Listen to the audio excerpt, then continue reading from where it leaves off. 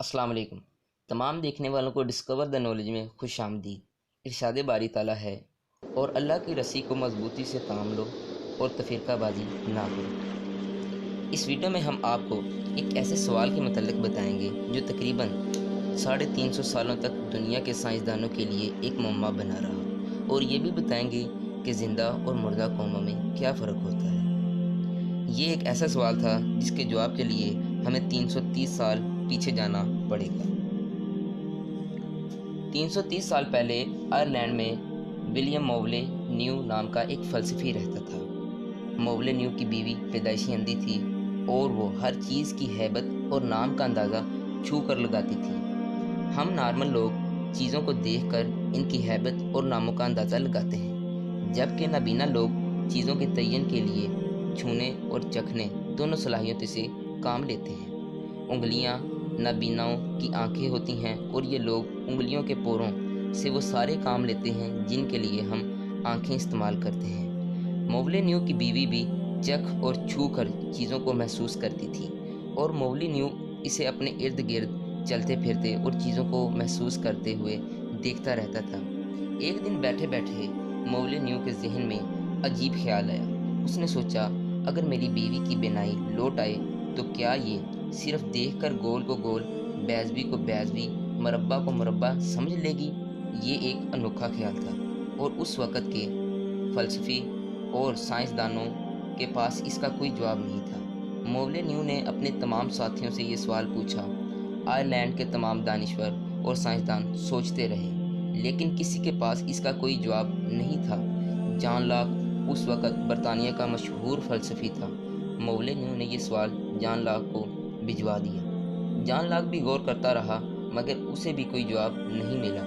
John Locke نے اس دور کے دوسرے مفکروں اور دانشوروں سے مدد طلب کی، لیکن وہ بھی کوئی ٹھوس جواب نہ دے سکے۔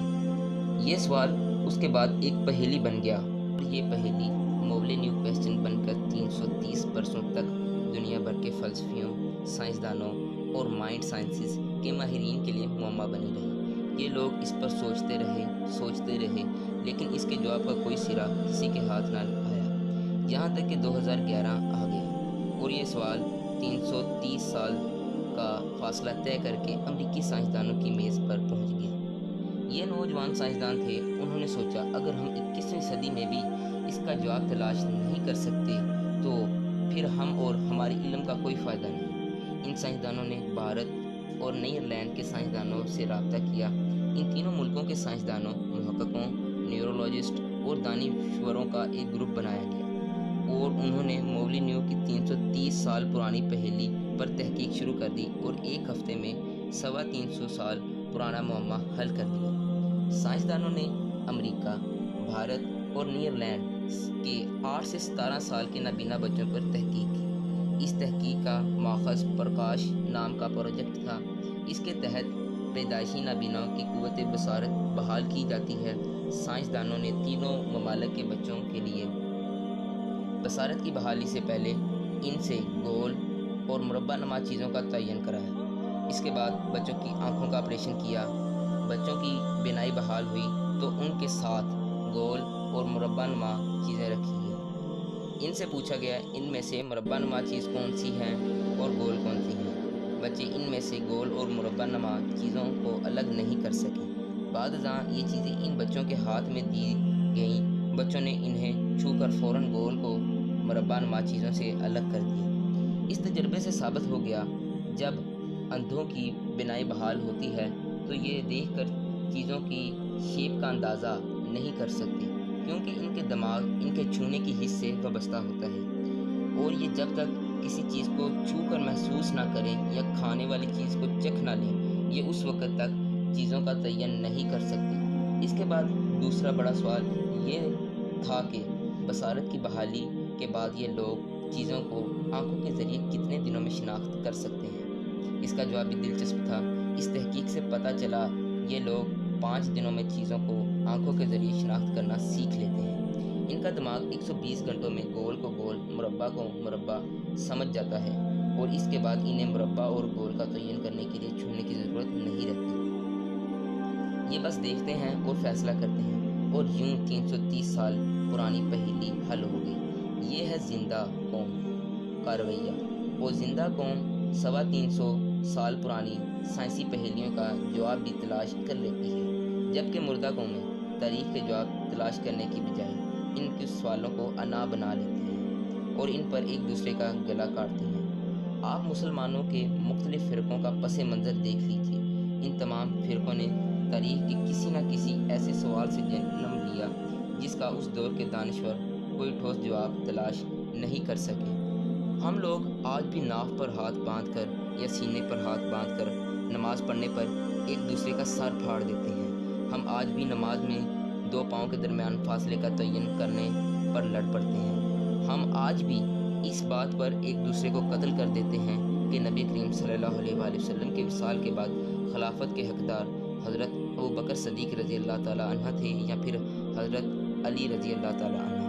हम आज भी एक दूसरे के साथ बहस करते हैं कि हज़रत अली रज़ी अल्लाह ताला अन्हा बड़ी शख्सियत थे या हज़रत उमर फ़ारूक रज़ी अल्लाह ताला अन्हा। और हम आज भी हज़रत अली और हज़रत आयशा और हज़रत अमीर मुआविया के दरमियान जंगों पर एक दूसरे को वाजिबुल कत्ल करार देते हैं। और मरने और मारने वाले दोनों मुसलमान भी होते हैं, नमाज़ी भी होते हैं, हाजी भी होते हैं और बाज़ औक़ात हाफ़िज़ कुरान भी होते हैं। हम आज तक ये फ़ैसला नहीं कर सके कि एक सांस में 3 तलाक़ें देने से तलाक़ हो जाती हैं या फिर तलाक़ के लिए वक़फ़ा ज़रूरी होता है। और हम ये भी तयन नहीं कर सके कि दोबारा अक़द के लिए हलाला ज़रूरी है। गर्ज़ हमारे कलमे से लेकर हज तक और वही से लेकर खिलाफत तक हर जगह 1400 साल पुराना कोई ना कोई सवाल मौजूद है और हम इसका जवाब तलाश करने की बजाय इस सवाल पर एक दूसरे को कत्ल कर रहे हैं। आज हम माजी के सवालों का जवाब तलाश क्यों नहीं करते? हम एक दूसरे के पीछे नमाज नहीं पढ़ते। हमने मस्जिदें और कब्रिस्तानों को तकसीम कर रखा है और हम मुसलमान होते हुए भी एक दूसरे के कब्रिस्तानों और मस्जिदों पर हमले कर रहे हैं। आखिर क्यों? वो इस्लाम जिसके बारे में अल्लाह और उसके रसूल सल्लल्लाहु अलैहि वसल्लम ने जदीद तरीन मज़हब और मुकम्मल ज़ाब्ता इख़लाक़ का दावा किया था, हम 21वीं सदी में इन सवालों के जवाब तलाश कर रहे हैं और ना ही इन सवालों को माजी की कब्रों में दफन कर रहे हैं। हम 1400 साल से इन सवालों की नैशों को कंधों पर उठाकर अपने जैसे लोगों के कत्ल के फतवे जारी कर रहे हैं। और हम ये भी जानते हैं कि हम जिस शख्स से लड़ रहे हैं ये हमारा हम उम्र है और हम दोनों में से कोई शख्स तारीख़ के किसी तनाज़े का बराह रास्त ज़िम्मेदार नहीं। हम दोनों 1400 साल बाद पैदा हुई, लेकिन इस हकीकत को जानने के बावजूद हम एक दूसरे के दुश्मन हैं। हम एक दूसरे के खून के प्यासे हैं और हमारी इस अप्रोच और हमारी इस सोच ने हमें मुर्दा कौम बना दिया। काश हम माजी की कब्रों में पड़ी पहेलियों का कोई हल निकाल लें या फिर इन्हें हमेशा हमेशा के लिए दफन कर दें। इसी के साथ हमारी आज की वीडियो इख्तिताम को पहुंचती है। अगर आपको वीडियो पसंद आई हो या इससे आपके इल्म में इजाफा हुआ हो तो वीडियो को लाइक शेयर कर दें और चैनल को सब्सक्राइब करें और कमेंट के ज़रिए अपनी राय का इजहार करें।